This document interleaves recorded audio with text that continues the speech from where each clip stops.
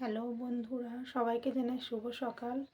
দেখো, আজকেও সকাল সকাল স্নান পুজো করে নিয়েছি, আর আজকে হলো মুখ্যদা একাদশী। তাই সবাইকে জানাই তোমাদেরকে মুখ্যদা একাদশীর শুভেচ্ছা। ও সবাই যেন খুব ভালো থেকো, ভালো সুস্থ থেকো। আর আজকেও একটা সারাদিনের ব্লগ নিয়ে চলে আসছি তোমাদের সাথে। অবশ্যই দেখো পুরো ভিডিওটা, আশা করি খুবই ভালো লাগবে। ভালো লাগলে একটা লাইক কমেন্ট শেয়ার করে পাশে থেকো। এই ভিডিওটা হলো গতকালকের, আর গতকাল সকালবেলা দেখো এতটাই কুয়াশা পড়েছিল যে রাস্তাঘাট দেখা যাচ্ছিল না, তাই তোমাদের সাথে একটু শেয়ার করে নিলাম। আজকে কিন্তু সকাল সকাল রোদ উঠেছে। গত 3 দিন ধরে টানা এরকম দিন গেছে, এতটাই ঠান্ডা পড়েছিল যে একেবারে দেখা যাচ্ছিল না। এরপরে দেখো আমার গতকালের একাদশীর যে পুজোটা করেছিলাম, প্রতিদিনই যেরকম পুজো করি সেরকমই পুজোটা করেছিলাম। সকালবেলায় এই যে জল বাতাসা দিয়েছিলাম ঠাকুরকে, তারপরে দুপুরে তোমরা তো দেখেইছো দুপুরে ফল নিয়ে এসেছিলাম, ফল নিয়ে এসে তারপরে ঠাকুরকে আবার নিবেদন করেছিলাম। আর এটা হলো আমাদের নাতি, আমার ননদের নাতি, তাই চলে এসেছিল আমাদের বাড়িতে, একটু এসেছিল, তার জন্য একটু ওর সাথে মজা করলাম। রাস্তায় বাচ্চাগুলো আছে, তাদের দেখে খেলছে, দেখো কেমন। পুজো সেরে এখন যাব বাজার, আজকে একাদশী, তাই একটু ফল টল নিয়ে আসতে যাব বাজার। সঙ্গে থেকো, কেমন লাগছে অবশ্যই বলবে। আমার ভিডিওটা কিন্তু পুরো দেখার অনুরোধ রইল তোমাদেরকে। তোমরা ভিডিও না দেখলে কি করে হবে বলো? তোমরাই তো সব, তোমরা আমার ভিডিও দেখবে, আমি তোমাদের ভিডিও দেখবো, এটাই তো। সবাই সবার পাশে না থাকলে কিন্তু আমরা কেউ এগিয়ে যেতে পারবো না, তাই না? তাহলে দেখা হচ্ছে পরে। তারপরে দেখো বাজার থেকে চলে এসেছি, আর কিছুটা সবজি ফল এগুলো নিয়ে এসেছি। দেখো এই কটা জিনিস মাত্র 350 টাকার বাজার, মনে হচ্ছে না দেখো এত জিনিসের দাম বেড়েছে। আর এখানে ফুল আর কাঁচা মিষ্টি নিয়ে এসেছিলাম। তারপরে দেখো দুপুরে ঠাকুরকে ভোগ দিয়ে দিলাম, 12টার সময় দিই। প্রত্যেকটা একাদশীতে দুপুর 12টায়, সকালবেলায় একবার, দুপুরে আর সন্ধ্যাবেলা 3বারই দিই। এরপরে দেখো আমার ঠাকুর ঘরটাও তোমাদেরকে দেখিয়ে দিলাম, কেমন লাগছে অবশ্যই বলবে। তারপরে দেখো ভিডিওটা খুব একটা বড় হয়েছিল না, সেই জন্য আমি আজকের ভিডিওটাও যোগ করে দিলাম। আজকেও সকাল থেকে দুপুর অবধি যা যা করলাম সেটুকুই তোমাদের সাথে শেয়ার করব। সকাল থেকে দুপুর অবধি বেশি কিছু হয়নি, তার কারণ পুজোটাই তোমাদেরকে শেয়ার করব।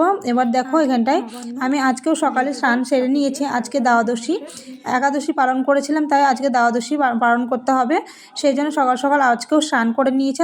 আর আমি প্রতিদিনই সকাল সকাল স্নান করে পুজোটা সেরে নিই, নাহলে কিন্তু কোনো কাজ হয় না। এরপরে দেখো বৃহস্পতিবারের পুজো একটু খিচপিচি লাগে, মানে পুরো সিংহাসনে ঠাকুর আমি নামিয়ে পুরো পরিষ্কার করে ঠাকুর আবার নতুন জামা কাপড় পরিয়ে আমি আবার বসাই, সেজন্য একটু দেরি হয় পুজো করতে। আর তার মধ্যে আজকে দ্বাদশী ছিল, তাই একটু নবান্ন ঠাকুরকে নিবেদন করলাম।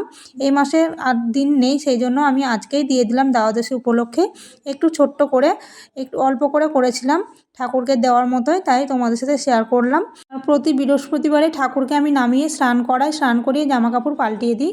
এরপর দেখো আমি লক্ষ্মীটাকে স্নান করিয়ে ভালো করে মুছিয়ে রাখলাম।